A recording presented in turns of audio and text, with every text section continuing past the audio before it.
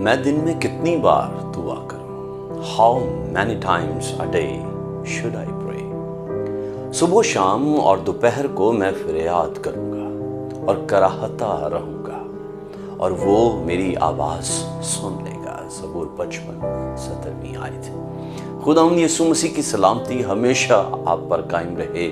دعا کی اعلیٰ ترین تعریف خدا کے ساتھ ہم آہنگی رکھنا ہے۔ عبادت کرنے اور اس کے ساتھ اپنی قربت کو بڑھانے اور قائم رکھنے کے لیے یہ ایک پختہ وقت مہیا کرتی ہے۔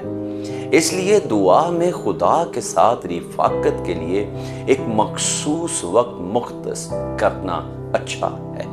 مرقس کی انجیل پہلے باب کی 35ویں آیت میں خداوند یسوع مسیح کا دعا کرنا ہم دیکھ سکتے ہیں۔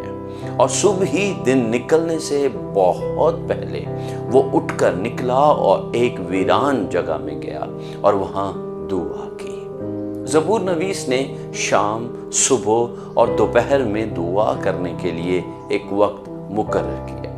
خدا کے فرزند کے طور پر بائبل میں موجود خدا کے لوگوں سے سیکھیں، اپنے شیڈیول کو دیکھیں اور اپنے وقت کی منصوبہ بندی کریں تاکہ آپ کو دعا کے اوقات مل سکیں۔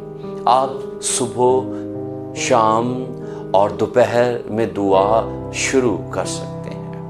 آج کا من میرے لیے بھی اتنا ہی خاص اور الارمنگ ہے جتنا آپ کے لیے، لہٰذا صرف سن کر انسنا نہ کریں بلکہ بھرپور فائدہ اٹھائیں۔ یہ بھی یاد رکھیں کہ بعض دعائیں آدھی رات کے اوقات میں بہترین کام کرتی ہیں، جب اندھیرے کی قوتوں کی شدید سرگرمیاں ہوتی ہیں۔ اعمال کی کتاب 16واں باب 25ویں اور 26ویں آیت میں آدھی رات کو دعا کا نتیجہ دیکھیے۔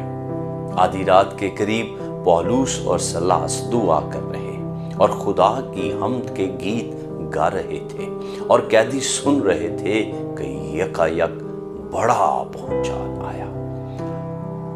اور پھر لکھا ہے یہاں تک کہ قید خانہ کی نیوم ہل گئی اور اسی دم سب دروازے کھل گئے، ہیلیلویا، اور سب کی بیڑیاں کھل پڑی۔ اگر بندھن توڑنے ہوں تو رات کے لمحوں کی دعا اور رات کے لمحوں کو ضائع نہیں کریں۔ لعنتوں کے بندھن، بے اولادی کے بندھن، کاروبار کی بندش کے بندھن، رشتوں میں بندھن، گویا کوئی بھی بند ہو نیوں سے ہل جائے گا۔